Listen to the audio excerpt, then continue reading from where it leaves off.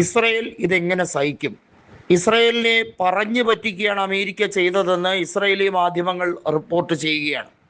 അതായത് അമേരിക്ക രഹസ്യമായിട്ടുള്ള നീക്കങ്ങൾ പലതും നടത്തുന്നത് ഇസ്രയേൽ അറിയാതെയാണ്. അല്ലെങ്കിലും അമേരിക്ക ലോക പോലീസാണെന്ന് നിങ്ങൾക്കറിയില്ലേ?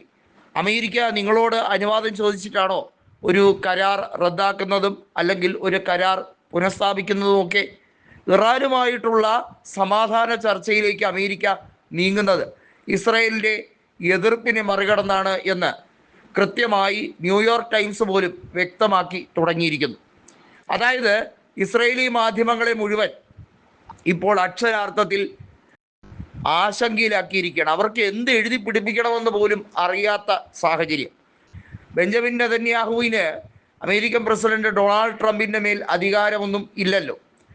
ലോകത്ത് ഒരുമാതിരിപ്പെട്ട എല്ലാ ഭരണാധികാരികളെയും അപമാനിക്കാൻ ഡൊണാൾഡ് ട്രംപിന് പ്രത്യേക കരവിരുതാണ്. ഞാനില്ലെങ്കിൽ ലോകം ഇങ്ങനെയൊന്നും മുന്നോട്ട് പോകില്ല എന്നുള്ള രീതിയിലാണ് അമേരിക്കൻ പ്രസിഡന്റിൻ്റെ വർത്തമാനം മുഴുവൻ. ഏറ്റവും ഒടുവിൽ ഇസ്രായേൽ പറഞ്ഞൊരു വാക്യമുണ്ടല്ലോ, ഏറ്റവും കൂടുതൽ ഭയക്കേണ്ടത്, അതായത് ഏറ്റവും മാരകമായി ഇറാനേക്കാളും അപകടകാരിയായി ഇപ്പോൾ മാറിയിരിക്കുന്നത് ഖത്തറാണ് എന്ന വിശേഷണമാണ് ഖത്തറിനെ കൊടുത്തിരിക്കുന്നത്. ഇത് ഇറാൻ്റെ കാര്യങ്ങൾ കുറച്ചുകൂടി എളുപ്പമാക്കിയിരിക്കുകയാണ്.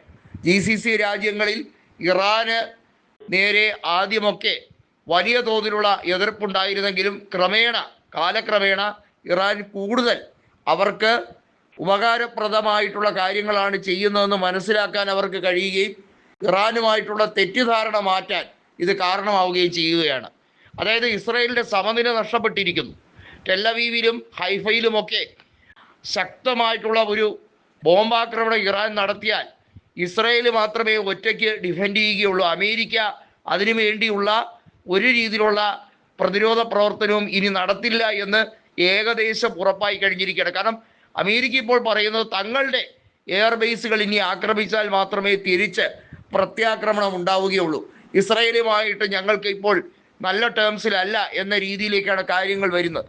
അമേരിക്കയും ഇസ്രായേലും തെറ്റിപ്പിരിയുകയാണെങ്കിൽ അതിൻ്റെ എല്ലാ ക്രെഡിറ്റും ഇറാന് തന്നെയാണ്. ഇറാൻ എടുത്തിരിക്കുന്ന ശക്തമായ ധീരോദാത്തമായ നടപടി തന്നെയാണ് ഇതിന് കാരണമായി പറയേണ്ടത്. ഇസ്രായേൽ ചോദിച്ചു വാങ്ങിച്ച അടിയാണ് ഇത്. അതായത് 2026 ഫെബ്രുവരി 28 തുടങ്ങിയ ദീർഘനാളത്തെ ആക്രമണത്തിന് തിരശ്ശീല ഒരുക്കിയാണ് ഇപ്പോൾ അമേരിക്ക പറയുന്ന സമാധാന രീതിയിലേക്ക് മുന്നോട്ട് പോയില്ലെങ്കിൽ എങ്ങും എവിടെയും എത്തില്ല.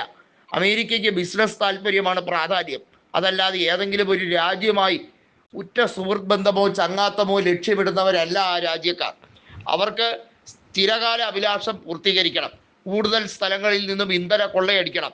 നിക്കോളാസ് മഡുറോയെയും കുടുംബത്തെയും തട്ടിക്കൊണ്ടുപോയതുപോലെ ഇറാൻ്റെ ഭരണാധികാരിയെ വധിച്ചതുപോലെ ഒക്കെ മുന്നോട്ട് പോകണം. പക്ഷേ ഇറാനോട് കളിച്ചാൽ അത് വെനസ്വേലൻ പ്രസിഡന്റിനെയോ ഭരണാധികാരികളെയോ അട്ടിമറിക്കുന്ന പോലെ അത്ര എളുപ്പമല്ല എന്ന് ബോധ്യപ്പെട്ടതോടെ ഇസ്രായേലിൻ്റെ ശത്രുതാ മനോഭാവമൊന്നും അമേരിക്ക കാത്തു സൂക്ഷിക്കാൻ താല്പര്യപ്പെടുന്നില്ല. ഇത് ഇറാന് ഏറ്റവും വലിയ നയതന്ത്രപരമായിട്ടുള്ള മുന്നേറ്റം ഒരുക്കുകയാണ്. ഇസ്രായേലിന് വലിയ തിരിച്ചടിയാണ്. ഇസ്രായേൽ ചതിക്കപ്പെട്ടിരിക്കുന്നു എന്ന് അവർക്ക് മനസ്സിലായിരിക്കുന്നു. ആകെ തോറ്റു പുളി പിടിച്ചിരിക്കുന്ന അവസ്ഥയിലാണ് അവർ.